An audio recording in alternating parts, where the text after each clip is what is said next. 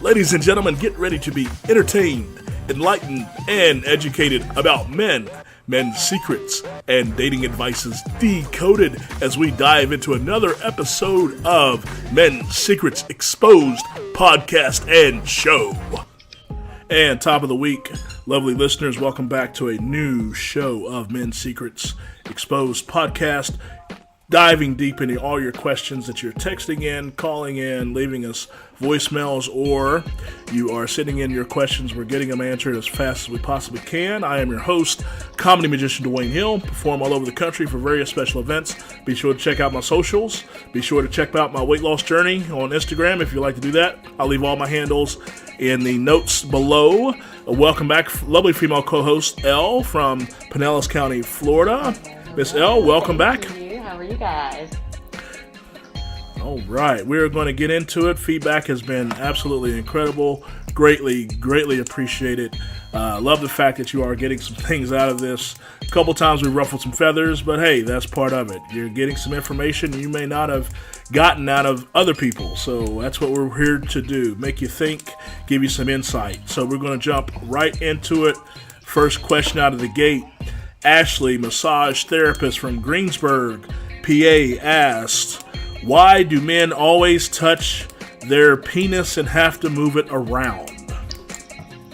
You know, I can just imagine that it's got to be fairly uncomfortable at some point, having something just hanging out outside of your body. You know, we don't really have that too much. Yeah. So I could just imagine it's a little uncomfortable sometimes, and it needs to be some adjustment. Yeah. Well, I could say, you know, I actually actively remember this when I was really young, really young. And whether things would itch, whether, you know, there were issues there. And I remember my mom taking me to the side when I was, 4 or 5 years old. And she put the fear of God in me about doing that in public. Oh, she's like, don't you ever do that in public. There is no need for you to do that. And that set a tone for me as a person and as a man early on, like that I still to this day. And because of that, I haven't been in that habit. I've watched other guys do it, and I know why they do it. You know, there's this thing, ladies, that men have something called clang. Okay? And what clang is where... how can I say this without getting graphic? The twins that men have will grab to the side of the thigh. That has to be so uncomfortable. Yes. So there is this adjustment of declanging. Okay, so you're going to declang, and clang happens, and you're doing this. You know, some guys tend to do it because they feel like, it's like they're exerting their manhood. It's like they're reminding the person or themselves that they're strong enough. And some men do it because of that. But typically, it's really an adjustment for comfort issues because there's volume problems where, it's like twisted. Okay. It's twisted or you got clang going on where it's clinging to the side of your leg and you got to swing it, and get it right. Down here where it gets hot. And I can't even imagine. Ugh. Yeah.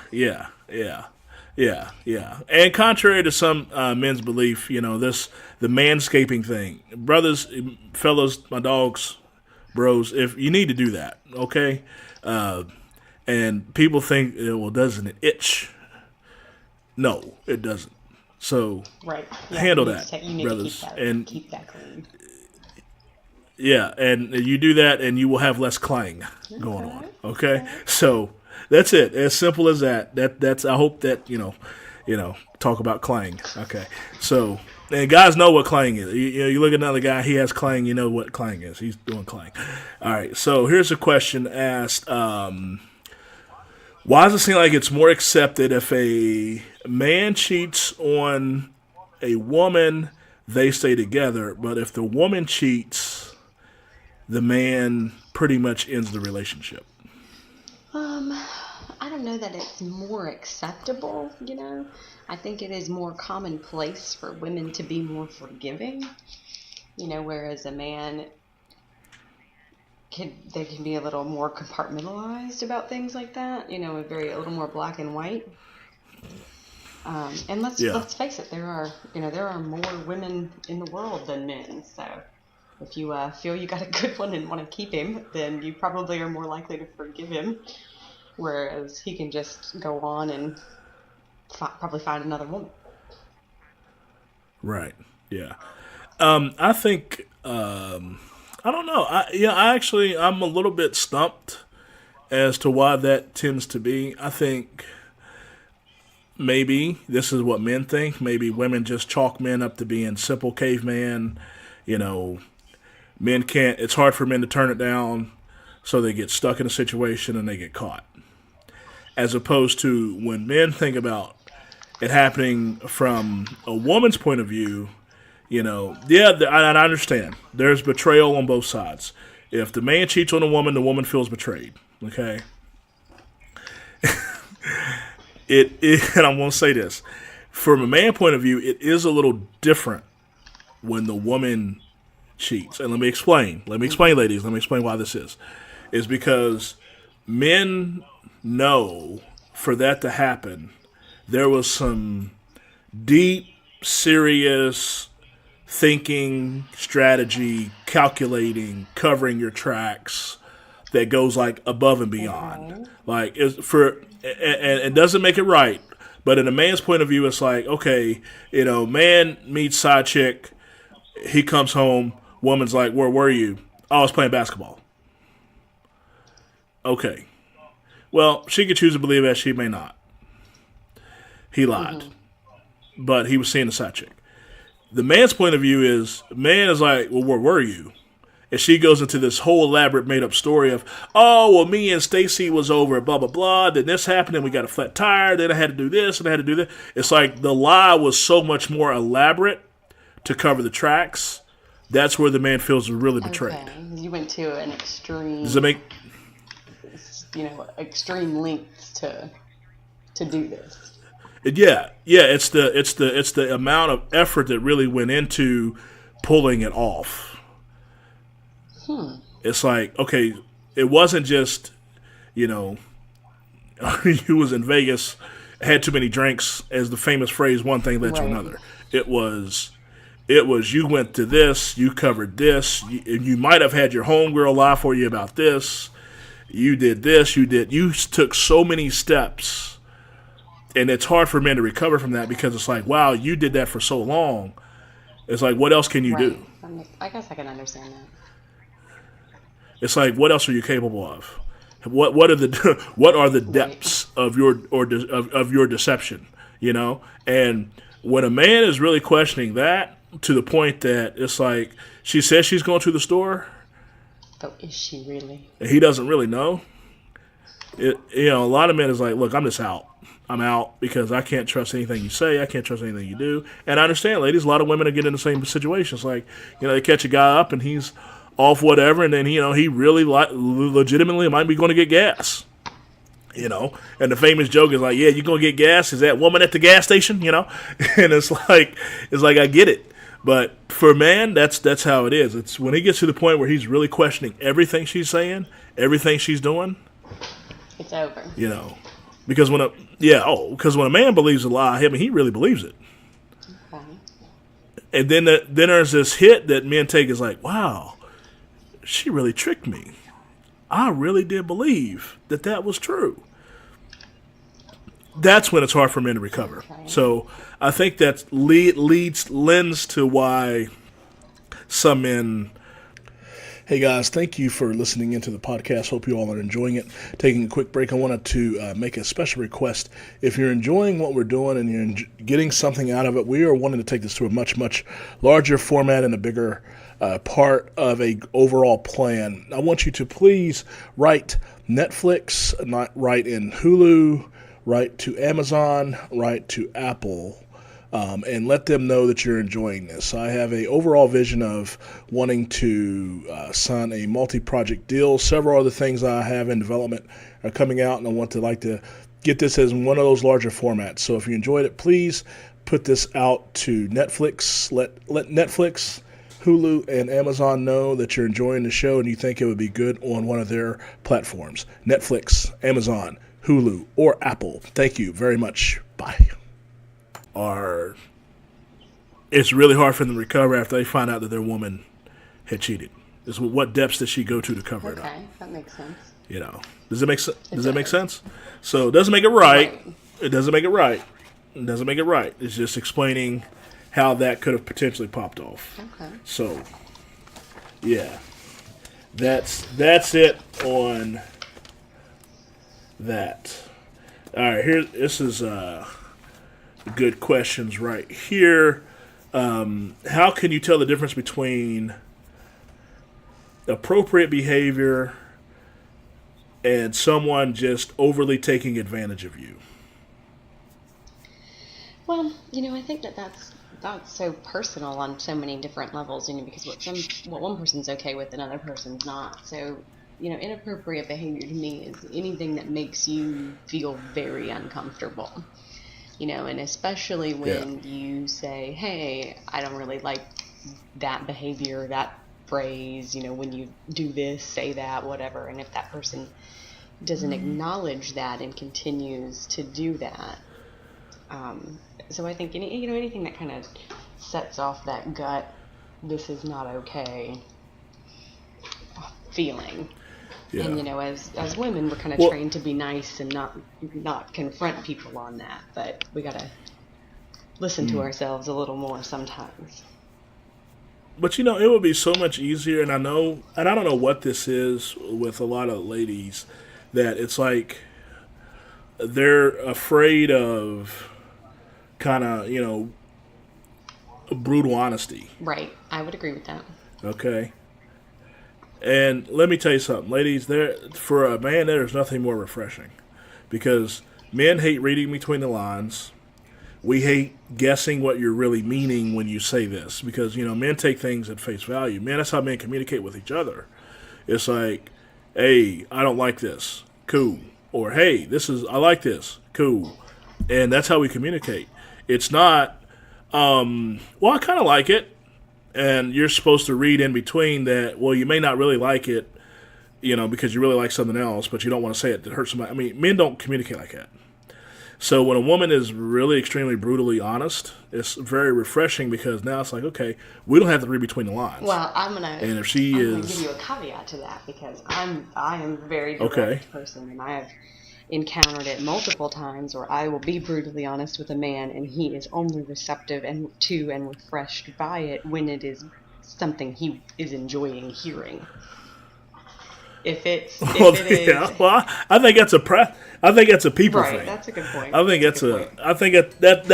That's a people thing. I mean, yeah, it's like if it's beneficial to him and he doesn't have to read between the lines, yeah, he's going to be gung-ho. Right, but if I'm like, hey, by the way, I'm brutally honest here, you're making me real uncomfortable, stop talking to me, 10 times out of 10, a man will flip out. Well, he'll flip out because he's not getting the outcome he wants. It's not, okay, so it's a difference. It's not that he's flipping out of your honesty. Okay. He's flipping out that it's not the reaction that he wants. Okay.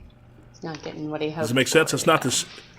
Right. It's not the spirit of your honesty. It's the fact that, okay, the truth is this. It's not the fact you were truthful.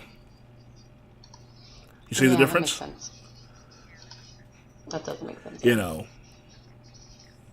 It's because if he's refreshed when you're brutally honest and it's beneficial, he's refreshed that you're honest. And he doesn't have to, but then he's also excited that it's benefiting him, right? Mm-hmm. But when you're refreshingly honest and it's not benefiting him, it's not that he's turned off by the fact of your honesty. He's turned off by the fact that he ain't getting what he wants, whatever that might be. And it could be, and I know our adult brain tends to default to relationships or sex. It could just simply be, he wants to see Avengers, and you say, look, I really don't want to see that. I really want to see, Shape in the Water. Right. Well, he's not upset that you were honest about what you wanted to see. He's upset the fact that you don't want to see Avengers. That he doesn't get to see Avengers now. Right, he's not. Yeah, well, yeah, now he's got to make a decision. Is he going to Avengers by himself, and then you go Shape in the Water by yourself, which then leads to an uncomfortable, awkward exchange after the movies are over with, or does he take it in the chest and he goes see Shapes in the Water that he don't want to see? Okay, I get that. I can get that. Which goes back to what we had talked about in another episode about, this whole vacation thing. Is he doing it because it's cool, or is he doing it because he don't want friction later? Right. Yeah, does that make sense? Absolutely. All right, Jade asked the question, what do most men think about in their idle time? I don't know. Sports Center. What they're gonna Sports Center? You think it's sports? Eat next. Falls under the category of given. Just kind of like probably a whole bunch of anything that's going to allow them to kind of veg out and decompress for a little while. Would be my guess. This is exact. I want to explain this as simple as I can, and this is something that a lot of women don't understand. When a man is working, okay, and he is in that category of taking care of those top 4 or 5 things that are what he considers to be a given, a lot of women don't understand that a lot of men, it takes every ounce of brain power possible for him to do that. Okay? So when he has idle time, as few and far between as it might be, what is he thinking about, ladies? A whole bunch of nothing. Absolutely nothing. Because it is a time that he can just sit and let his brain relax. He's not thinking about anything. Now, for me, I'm an extreme person when it comes to ambitions and careers and things like that. So my brain is always nonstop. But there's a couple things that I have to force myself to do to make my brain turn off. Okay. I literally force myself to do it. And one of the things that got me hooked in the game of golf so much was when I'm playing golf or I'm practicing golf, I can't think about anything else. That makes sense. Is that why some men really get so passionate about certain, not even just sports, but certain things like that, Yeah, because it allows them to take a break from not thinking about that category of given. Turn everything off. Is there enough money in the account to take care of the house? Is there enough money to take care of food? Is there enough money to keep the cars going? Or is the leak roofing? No, it's not. Kids got food? Yes. Kids got clothes? Yes. Are the kids bleeding? No. Okay, we're under the category, and if they're bleeding, are they bleeding a lot? Well, they're bleeding a little bit. Well, they'll live. Okay, so that's all. Right, that's all under the category of it's a given. All right, and it takes for a lot of men, it takes a lot of brain power because by nature, men don't want to do that. Yeah, I can understand that. Men want to play. We want to play. We don't want to do that. So when we have to do that, it's like men are really gaming. A lot of men are gaming up to think about it and focus on it. And it's like, okay, that's like they got to zone in. So when they have an opportunity, they don't have to. They literally can sit in a chair and just relax. Just kind of veg out for a while. Right. And then this gets complicated. Say the woman comes in and she's venting or she's expressing. Okay, we're not going to use the word complaining, right? She's expressing. Well, when he starts to hear that, now he's got to turn his brain back on, and he immediately goes into problem-solving mode. Oh, and that's not what we always want to hear. Right. So then he gets frustrated, because he just wants to turn his brain off. Right. And I've seen so many typical caveman men complain about, dude, I come home, I just want to sit, she comes in, she starts telling me all this stuff, and it's not, I don't want to talk to her. I just don't want to hear anything for a while. And I understand their caveman brain. I get it. I've had to take time and learn that if she's, the difference between, we've talked about this in other episodes, is she venting? Is she expressing? Is she really complaining? Because those are different things. Either way, fellas, take time to educate yourself, to be cool and listen.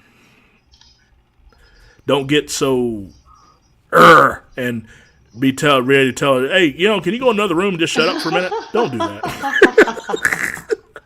Yeah. I'm with you on that one. Do not. Don't do. And I know that's what you want to say. Man, I know that's what you want to say, and I understand why you want to say it, but don't do that. So be cool and just know that. But yes, ladies, it takes men every ounce of brain power sometimes for us to work because we don't want to do it. So when we get an opportunity, we can sit down, or when they focus on, the Giants or, the Bulls or whoever it may be, or the Lightning, it gives their brain something else to think about that's not falling under that category of it's a given. Does that make sense? Absolutely.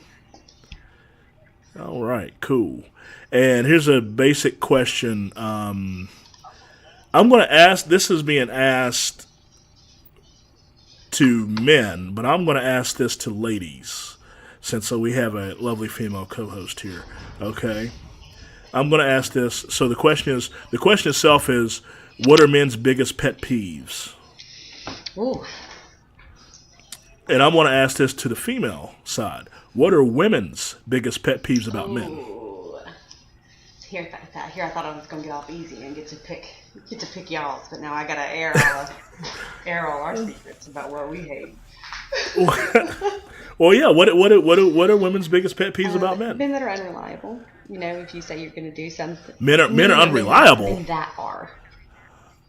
Yeah, men, okay. Men that are unreliable. So definitely not all men are unreliable. So when you say you're going to do something and then you don't do it, even if it's something little, that doesn't fall under that given category we've talked about, it means something to us. Hey guys, thank you for listening into the podcast. Hope you all are enjoying it. Taking a quick break, I wanted to make a special request.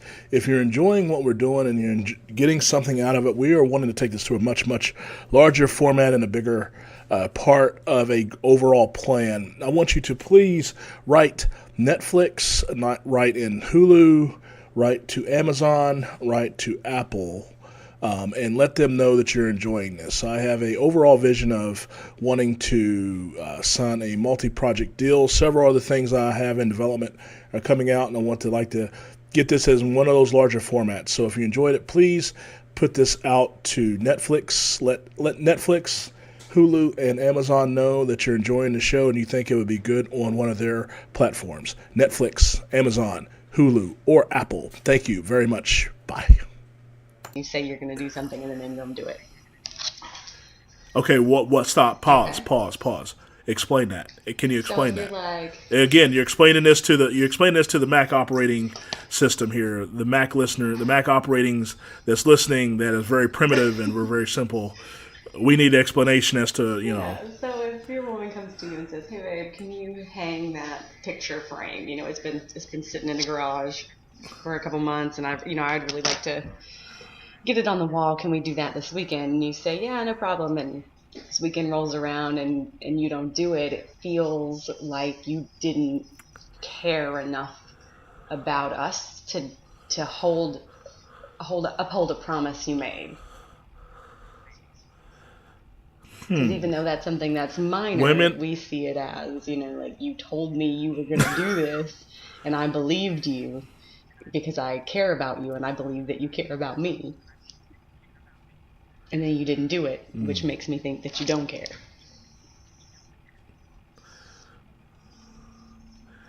Okay.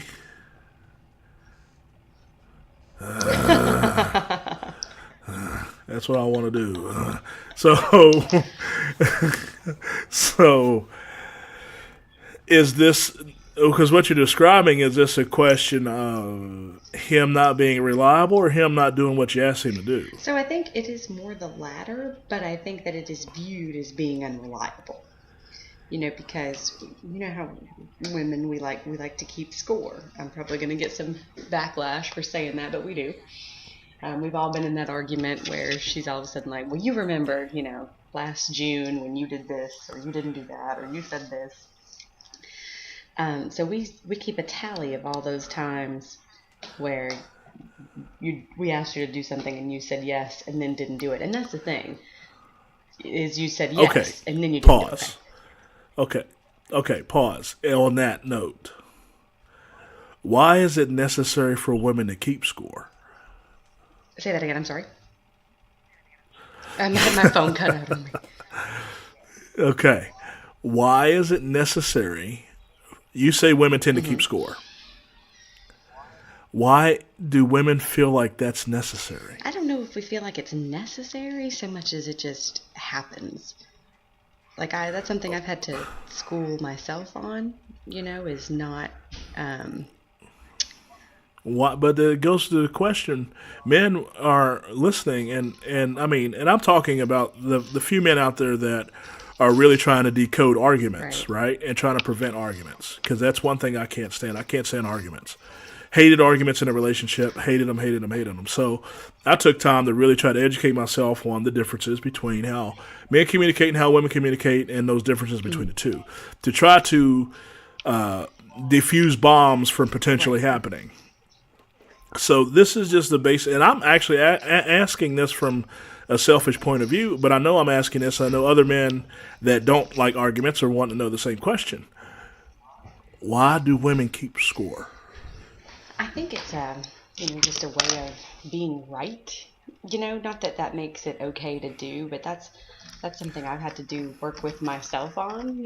Is like, don't keep. You don't have to keep score. It's not a tit for tat kind of thing, and that's something we're teaching. We've taught ourselves to argue that way now, and so we feel vindicated. Well, you remember that time you didn't do this, and so I get to still be mad about it because of this. So it's just a way to justify being right. Okay, so let's break this down for the primitive caveman out there. Make sure I'm understanding what I'm hearing. The more points you rack up by keeping score, the more right you are. Which that leads me to think the more right you are, the more in control you are. Exactly. And that goes back to, what we talked about a few episodes ago, is that women, when they're in that position, can kind of exert control through the wrong channels, and that's one of those channels, in my opinion. So you are saying this is a flaw with women? I think so, yes. Oh, I'm not going to make any friends for that one, Emma. Well, and this is the thing. I want this to be very fair and very honest and very objective, right? Because if women listeners are hearing another woman say that, if I get on and I say this, oh yeah, you're not going to make any friends at all. I'm just a bitter, I'm just a bitter. I just don't understand women, and I got problems. But if a female co-host is saying these words, which for the record she did, she said them, not me. You can quote. Okay, all right. But if a female is saying this, well, now women got to kind of take the medicine a little bit. Right. It's funny. Okay.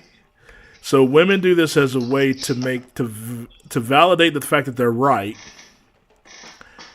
and the more right they are, the more control they have. Exactly. Then, if we can just kind of validate ourselves, well, you didn't do this, and you didn't do that, and you never do this, then eventually y'all are going to be like, oh my God, fine, I'll just do it so you'll be quiet about it. And then that's just one more thing to put in the arsenal for next time. I'm telling you. It's not right, but it's true. What in the world?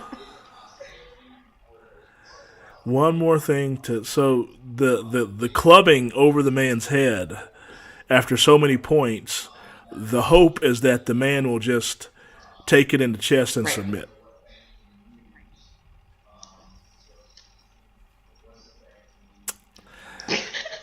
I know. It's not pretty. It's not pretty. Yeah. Okay. That's cool. Oh, Lord. All right. So, biggest pet peeves on a man's side, it's the same as it was, somebody else asked like the question, what do men wish women would do more of? Is what we wish you would do less of. What's that? And I know, women think, men just want us not to talk. No, it's not we don't want you to talk. Just men here, when you vent and you express and you vocally process, if I can use that phrase. In the very basic primitive male mind, they hear all of that in the same category of complaining. So there's no distinction.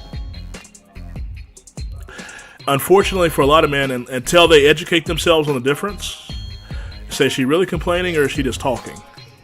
Okay.